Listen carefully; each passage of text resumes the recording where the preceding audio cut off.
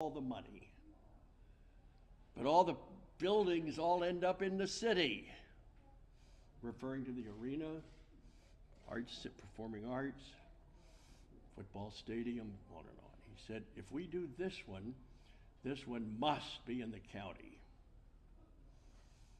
And later, they gave us 3 county sites to visit. The first 2, no. Third one, love at first sight. Instant love affair. And a little bit later, we're going to show that to you. So you've got to have a ballpark. The second thing, by the way, that Mayor Deming said, if we do this, he said this ballpark has got to be a tourist attraction unto itself. He said people from around the world are going to have to put this on their checklist. They got to go visit Dreamland Field. Even if there's no game, it's got to be a tourist attraction unto itself. And so, for these last years, that has been our mantra. Is this a tourist attraction unto itself? I'll let you decide when we show you some of these renderings in a little bit. So, first of all, you got to have the marketplace. Second, you got to have the ballpark. Third, you've got to have a front office staff that knows what they're doing. Running a professional sports team is not for amateurs. It's not for people who just walk off the street or walk out of Wall Street and said, I'm ready to run a ball club. It's a different world. And you've got to have wise people that are around. I've been very fortunate here just with some wonderful, wise counselors. We have 2 former Major League Baseball general managers here today who have been very helpful to me. Each one GM'd 3 different teams. John Hart is here, Murray Cook is here, and Rick Vaughn, who has been in numbers of spots in baseball, has been a wonderful counselor, to us through this. In other words, you've got to have experience in running a ball club. We feel very good about that. And fourth, you got to have an owner. And we're in a position now, we've interviewed, Jim and I laugh, usually it's the owner who interviews the potential employees. In this case, the employees are interviewing the owner to decide what owner we want. And I'm not sure that's ever happened before. And we've had some very interesting interviews, interesting discussions, and we feel very good that owner is there. We don't have him yet, but this owner obviously has to have wealth. Professional sports right now is not for millionaires. It's not for billionaires, it's for multi-billionaires. And so he's got to have the wealth. Secondly, he's got to be acceptable to Major League Baseball. Baseball is still a very conservative sport, and they're very picky about who they let in as owners. So that's got to happen. And thirdly, this owner has got to fit well in Orlando. We're a different market. We're still kind of a small town in many ways, but I think back to inviting Rich DeVos to come here years ago to own the Magic and our first baseball attempt, and it's fit in so well. We need a modern day Rich DeVos, if you know what I'm saying. So that's the fourth step that it takes. Now, the next big question is, how does this get paid for? Interesting question, isn't it? You've seen the price tag. Ballparks are not cheap these days.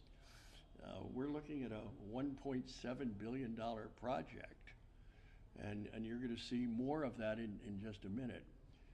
But I do want to invite Jim Schnarf to come up and explain to you exactly what we are presenting to this task force. I think you're following that. The mayor has asked for a task force to evaluate where these resort tax dollars go. And we've made our pitch, and we get to meet with them this Friday and explain everything. They then recommend to the commission, to the mayor and to the county commissioners exactly what their recommendation is. Watch that very closely. We feel good about it. And one of the things that we really want to do with all this, you see, baseball is not being played by the inner city kids. The equipment is expensive, the fields are not there. And so we want to build a very nice quality baseball diamond facility in each one of the 6 commission areas, just like the Magic did years ago. They built a $1 million a piece gymnasium facility in each one of the districts. We want to do the same thing with baseball. Nice field, lights, dugouts, and get those inner city kids playing ball. Baseball would be very, very pleased if we can pull that off. Jim, come on up here and explain, if you would, exactly how this all works. Jim Schnarf, ladies and gentlemen. Thank you, Pat. So when Pat first called indicating, hey, we should go after a Major League Baseball team, my first question to Pat as a finance person, a CPA, is, all right, how are you going to pay for a stadium? And so Pat comes back excitedly a few weeks later, takes me down, shows me this amazing site that he's going to talk with you a little bit more about in a minute. And I said, well, we've got to figure out what is the price tag on this going to be, and then we can put together an economic model for it. And looking at some of the other recent stadiums that have been built, you know, Texas Rangers and so forth, and working with our esteemed architectural group, Populous, seeking counsel from people such as Rick Vaughn and other people in baseball, we said, well, based on this wonderful design that we've come up with, it's going to be about $1.7 billion, and that includes parking garages for approximately 6,700 vehicles.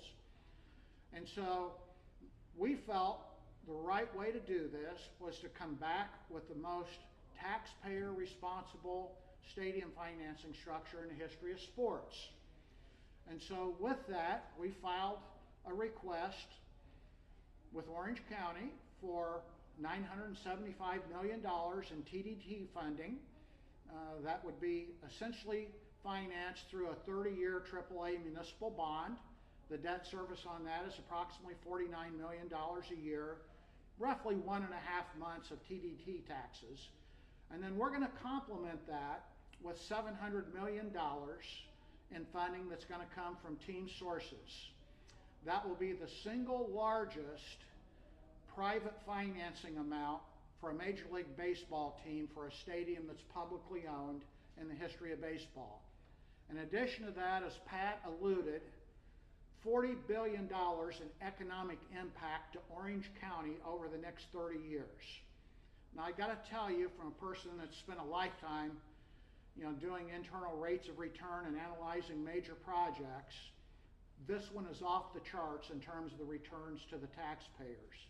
In addition to that, you know, I'm pleased to announce that part of this structure will be making sure Orange County is not on the hook for any operating deficit of this stadium. The team is going to divert a portion of its revenues to make sure we're not going back to Orange County and asking for money every year to support the stadium. Further, we're going to create a capital reserve account for long-term capital improvements and renovations so that Orange County is not stuck with the problem you see in all these other cities. And you've seen many examples of it across all the sports in recent months, where you got these 20, 25-year-old stadiums and the teams are coming back saying, oh gee, we need $1.5 billion for renovations, you know, from local and state government. Gosh, we might as well just finance a new stadium if the renovations are that much. We're going to allow Orange County to avoid that with our model. So I'll be happy to speak afterwards with any detailed questions you may have. Thank you, Jim. I do want to thank an organization here in Orlando called Red Chip.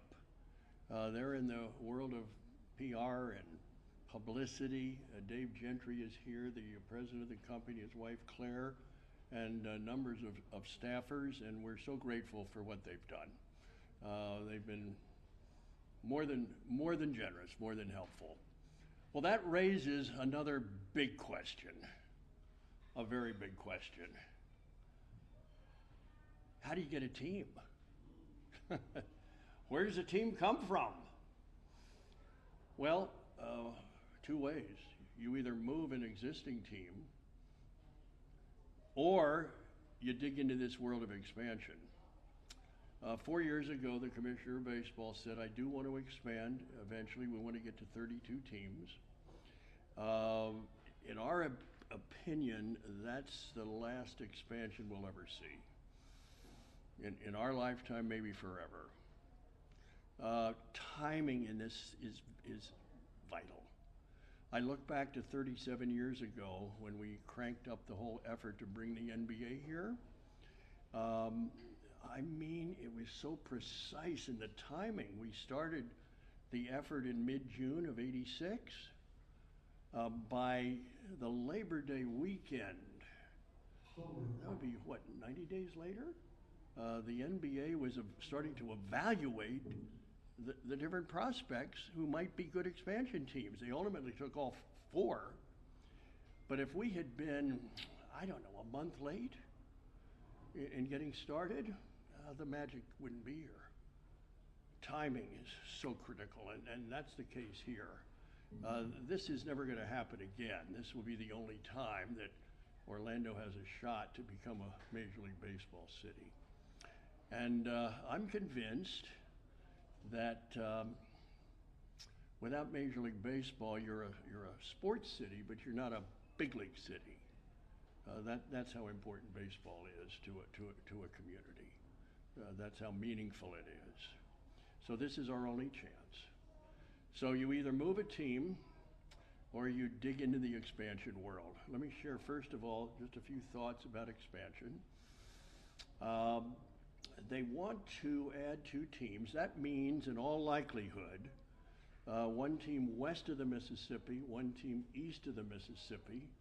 I understand baseball would like to break it down into 8 divisions of 4 cities, more geographically sound than it is now. 1 west of the Mississippi, 1 east. And already you can feel it as these different writers around the country are making their predictions and analyzing these different markets. Here's my view, with Vegas now taken by Oakland moving. You come down basically to Portland, and then the long shot about a month ago came out of nowhere. Utah is throwing their hat in the ring to be a Major League Baseball city. So out west, Portland and Utah. Utah has one great advantage. They have ownership. That's a biggie. The late Larry Miller, who owned the Jazz, his wife now has inherited the sale of the Jazz, the sale of his auto companies. They're in good shape ownership-wise. East, well, Vegas has been, Nashville has been pounding away at this for years, as we have. I wouldn't be shocked east of the Mississippi if it comes down to Orlando and Nashville. Charlotte keeps getting mentioned, but nothing's stirring there. We don't hear anything going on in Charlotte. Montreal, name keeps popping up. Not sure baseball has a desire to go back to Montreal after all the problems they had up there. We will see. That's what it looks like to us. But first, the Rays ballpark situation must be resolved before the expansion issues begin to really heat up. And I'm not current on all the goings on over there. They've been trying to get a new ballpark for 20 plus years.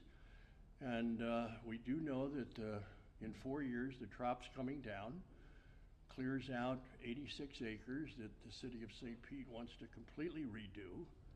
affordable housing, shopping, parks, streams. You know, they've got a plan for it all, and including a kind of a boutique type ballpark, and but everything's rather silent at this point over yonder.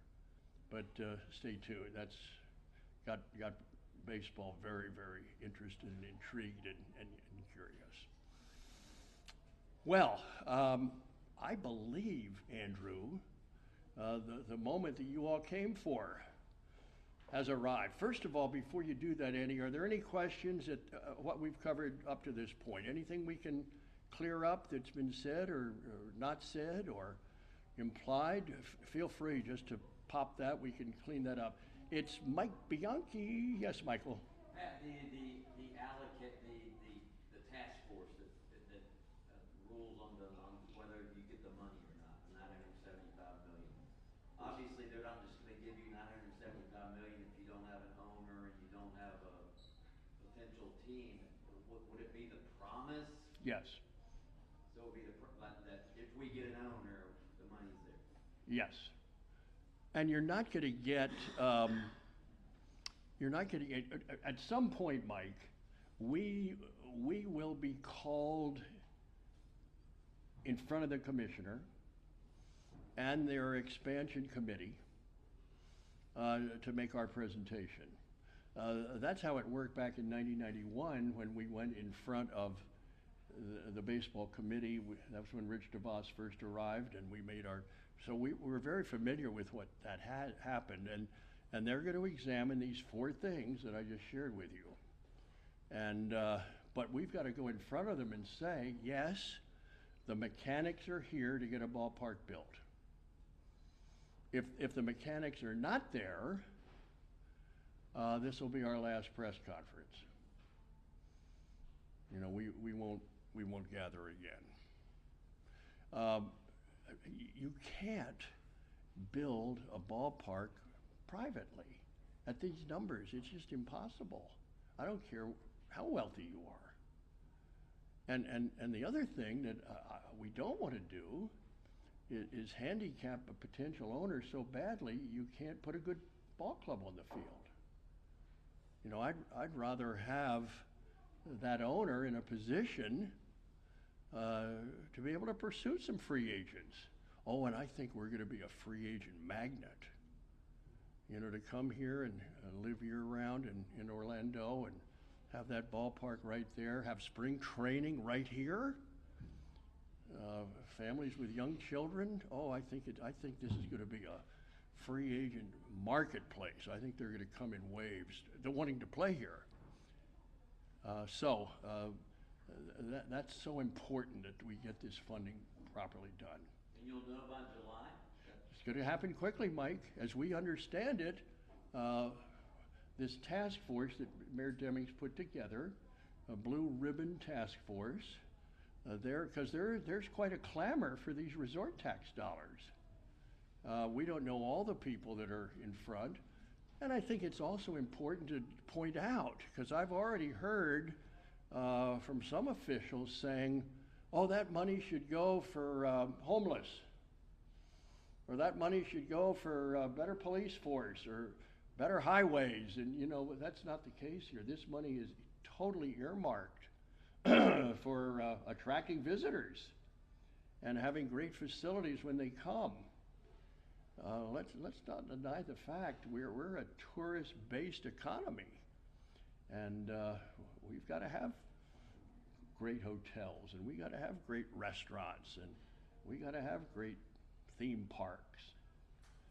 We've got to have great swimming areas and fun stuff, and we got to have big league sports. We got basketball. We got soccer. We now have pickleball. Yes, we do, Mikey. Don't know much about pickleball. Maybe someday we'll have Major League Rugby. But until you get a baseball team, you're not a big league city. That would leave only the NFL left, and they're not expanding. and we don't see any signs of movement there. So we've got to stay totally focused on this baseball area. Yes, ma'am. Yeah, do you have a deadline to procure an owner? I mean, are interviews still open? What's that process like? I mean, do you need to have an owner in place by July to present to Orange County? We don't. We want to make sure that we get the right guy. So no, there's not a deadline.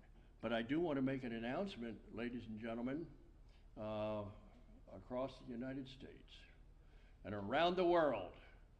If you are interested in owning the Orlando Dreamers, call Jim Schnarf. Jim will be standing by. Let me do one other thing here, because we did this 4 years ago. You may have forgotten.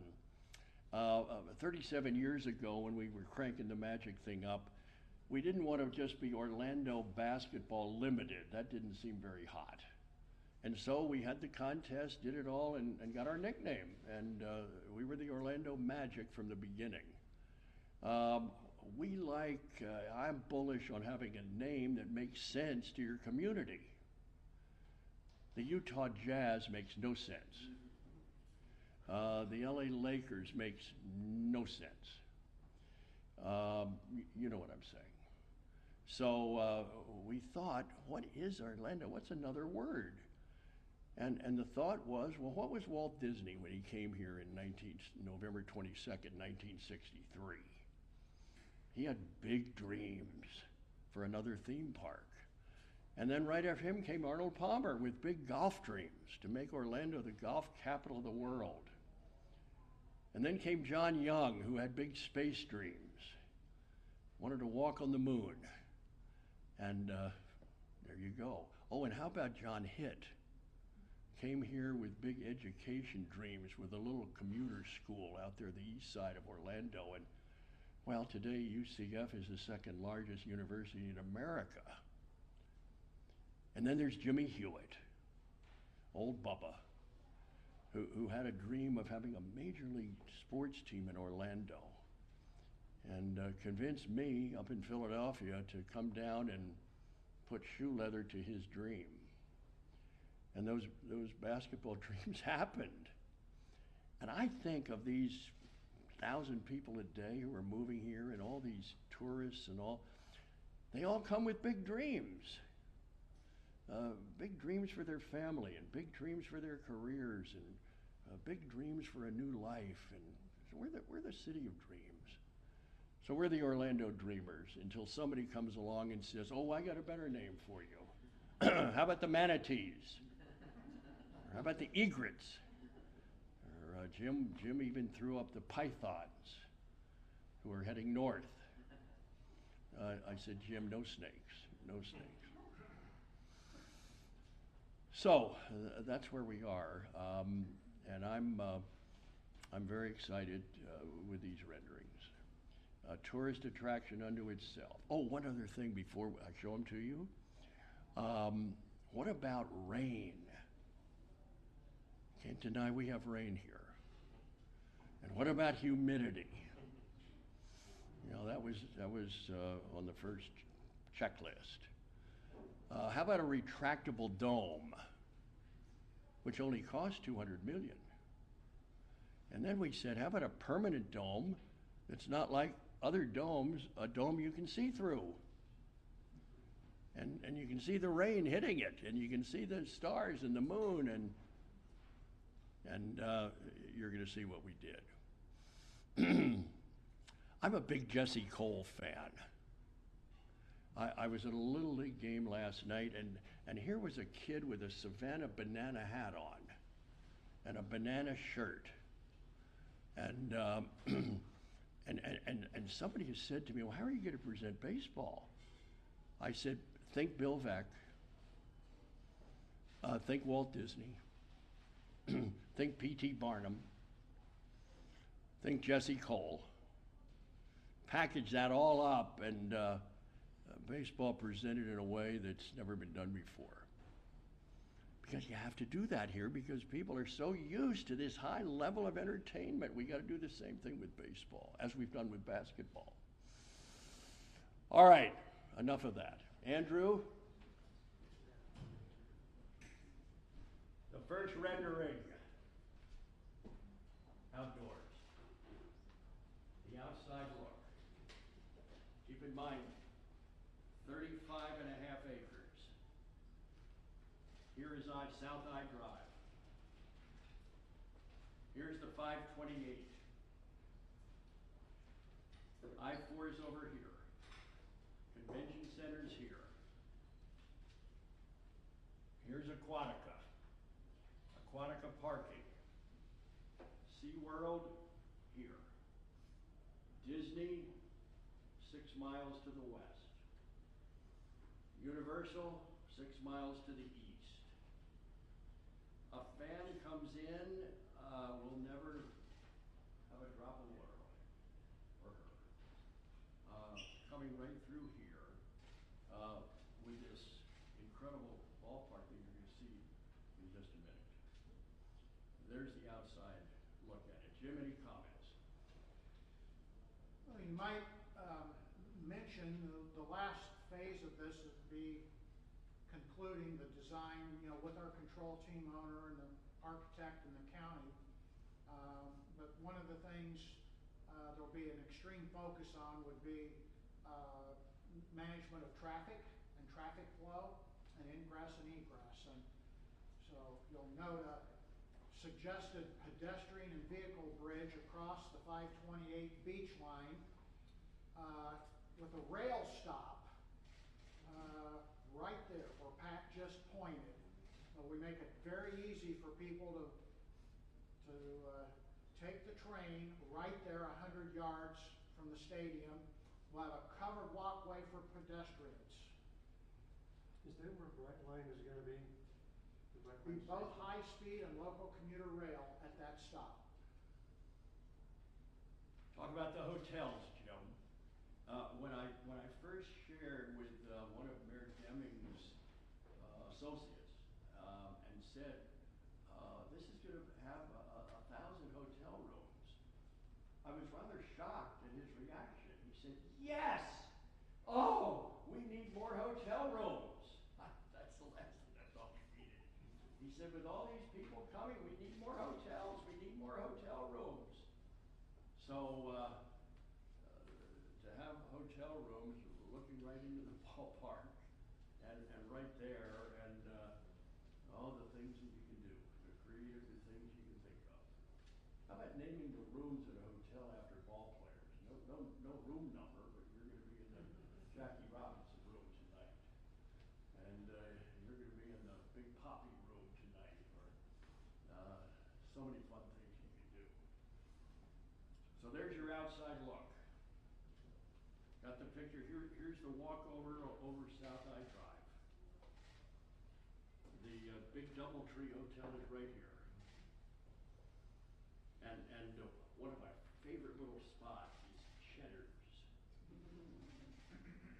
Cheddar's is, we didn't get Cheddar's in here, but there's Cheddar's right next to the steakhouse. Okay, Andrew, shake next way.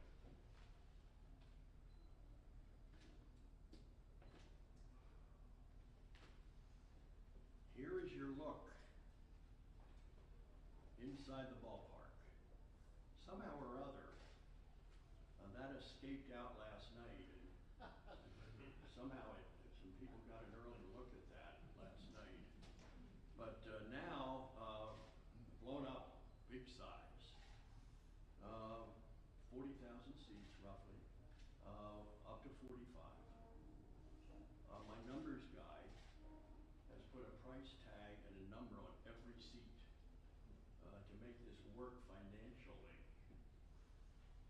And already some of our favorite baseball writers are saying 45,000 seats when they got 13,000 people going to the game in Miami. He said that's going to be brutal. That's going to be pitiful. But may I say this? We're not Miami. Can I say something else?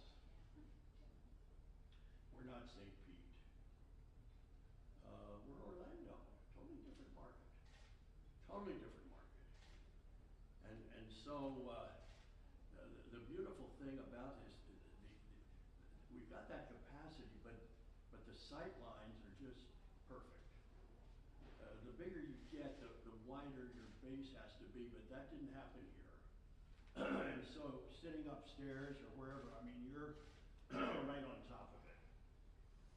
And unlike the old ballpark in Chicago, where you took your life in your hands, clambering up into that upper deck, and there you sat holding on to the seat and hoping you wouldn't tumble down on the field, this is not that case. There are your hotel rooms. Right here, and it's further back, right here, we've got, what we want to do is build the best sports museum in the country. Do you realize that the Hall of Fame in Cooperstown has more stuff in storage than they have on display? And over these years, we've said to them, why not get it out of the storage area? Let's get it out in front of the baseball fans. We're still picking away at that.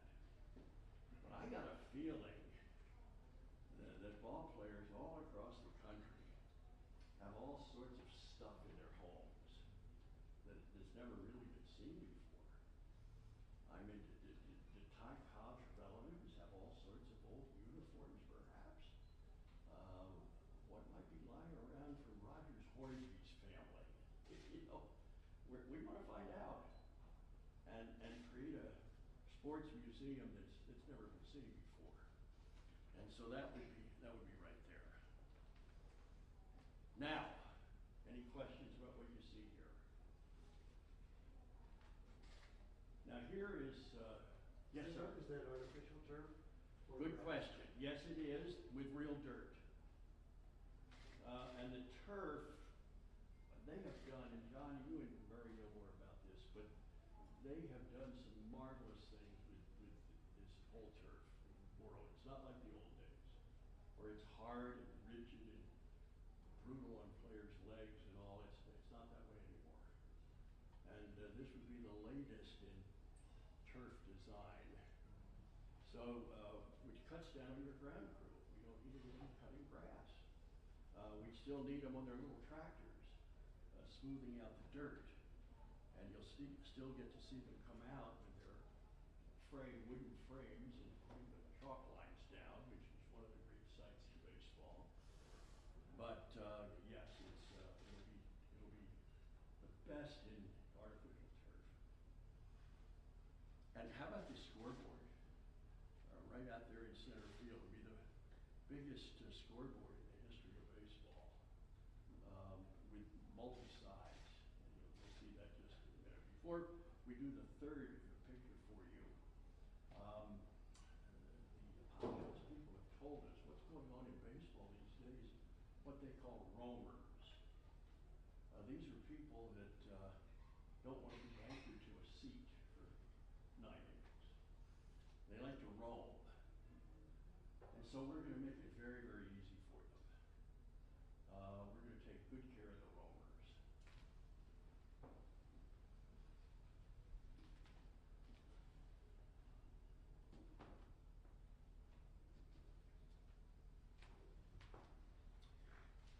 This, you can see the field here, but this is out behind center field. These are people who are there to have a good time. Yeah, they want to see some baseball, but they want to have a little party going on as well. They want to meet people. They want to schmooze with some of their compatriots. And so we've got this great area where you can still go up and behind the rail and see the ball game. But if you want to be back here, just having a good time tonight at the old ball yard, well, here it is for you. Restaurants here. Scoreboard, remember this big scoreboard there, that's going to be right there in front of them. And then on Super Bowl Sunday, maybe you want to come and continue the party. See the Super Bowl on the biggest screen in the country. see the Final Four for the baseball All-Star game, which we hope to lure here someday. I think baseball would have a marvelous time. But these are, I think these are going to be primarily, and they pay.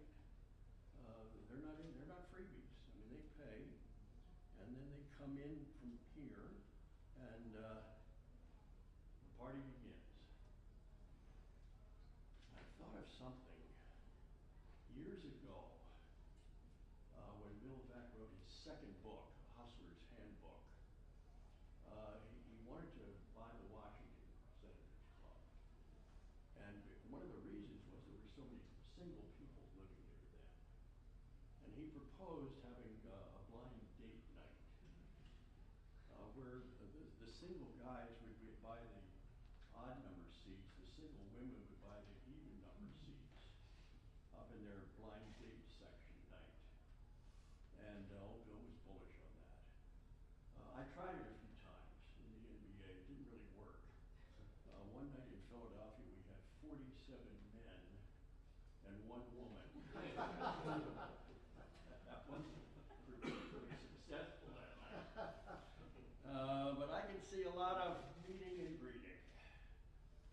Because young people, they want to meet people. They want to catch up with people and meet different people. And we're going to allow that for them to happen. So those are our three key drawings. There'll be more. I can't wait to see the drawing of the main gate. That's an Orlando term that's used here a lot. Meet you at the main gate. Well, the main gate is going to be quite a sight. We'll have that for you a little bit later.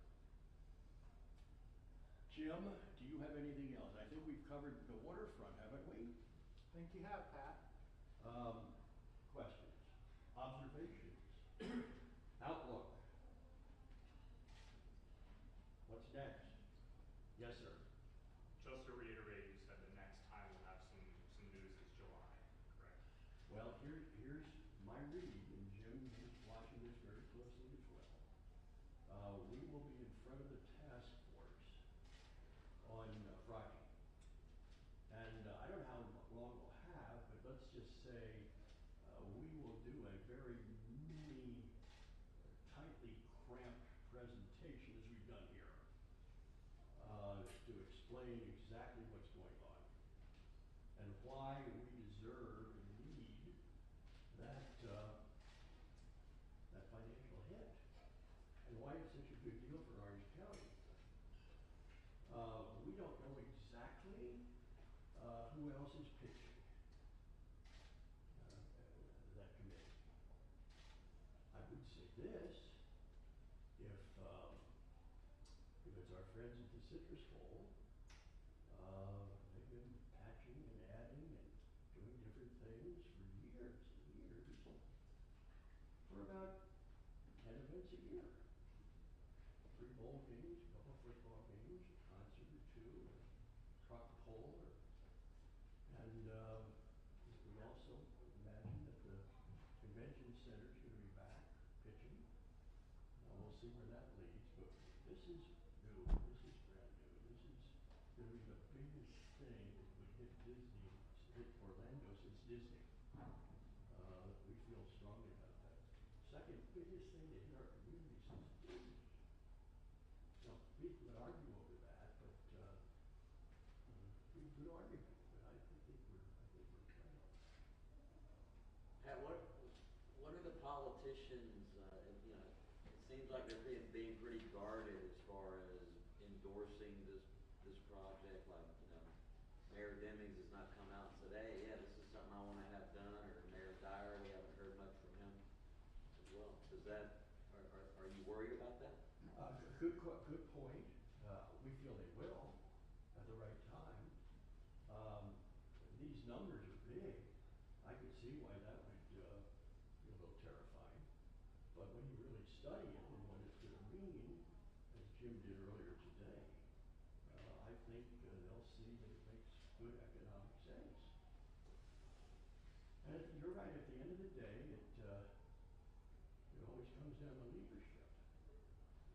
And we've been so fortunate in this community to have strong leadership who are willing to take some chances, take some risks. I was reminded of that. William McRaven, the retired U.S. Navy admiral. Good leaders tend to do things that are safe and reasonable. And there's nothing wrong with that. The great leaders take risks. They're not afraid to fail if they think the risk is worth the gain. So, yeah, there's some risk here, but our leaders over the years have taken those risks, and that's why Orlando is what it is today. How long did it take the leaders to get on board back when you guys were trying to get the Magic? Michael, I want to tell you this. By one single vote, the arena was built. It passed by one vote. I never will forget. I was at a speaking engagement in Houston while all this was stirring. And I ran into a guy there who had moved to Houston who was a television executive in Philadelphia when I was there. And we had a nice visit. I told him what I was doing and what we were waiting on. He said, "You know what?" He said, "My mother-in-law is on the Orange County Commission. She's one of the voters."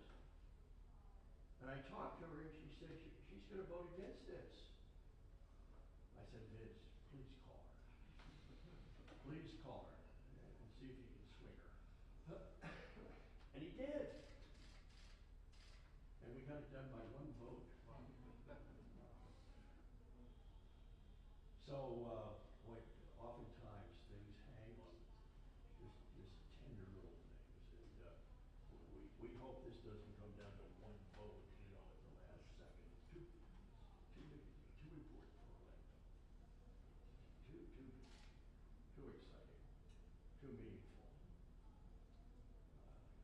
Can you see this ballpark in your mind's eye? Can you see the finished product? Can you see the opening night? Maybe today. The Orlando Dreamers are going to open with the New York Yankees 3-game series. And unlike, you know how they play on a Thursday or a Wednesday, then they take Thursday off in case there's a rain out. That won't happen here. We'll play every night. 81 games. Never have to worry about a rain out. That's the one thing I like about the Trop. The Trop gets hammered relentlessly, but when you go over there, you know there'll be a ball game. And you also know that you'll be comfortable. You won't be sweating bullets. In this case, with our group, you'll be able to see the stars and the moon. Although I'm thinking of starting like at 6:05. 6:05. And that way the game's over by 8:30, 20 to 9. Give people plenty of time to continue their evening activities. Or if you have to get kids home for school, for bed, you'll be home by 9:30. So, you're doing a lot of drinking after me. Well, we're available, media, for whatever you need, and we're so glad you came out. I'm so thrilled that Dave Gentry is here, and my friend John Harden just finished a round of golf. And John, remember, golf spelled backwards is flawed. My friend Murray Cook and Murray and I started at the same time. I was the general manager of the Spartanburg Phillies. He was the general manager of the Gastonia Pirates. 65, 66, 67. Boy, the years go on, don't they?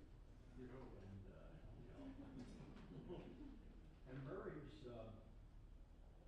son-in-law is Chad Mottola, who's the former UCF player, he's the hitting coach for the Rays. So we got a lot of baseball stuff going on here. Well, Thank you so much, Ken. We're so glad you came. So glad you came. We're here for you.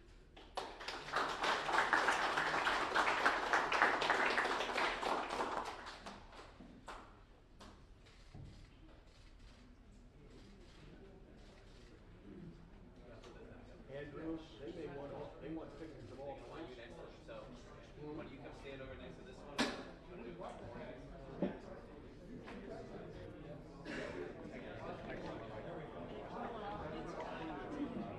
Yep. Yeah, I got it. No, you're good, you're good. I really ought to.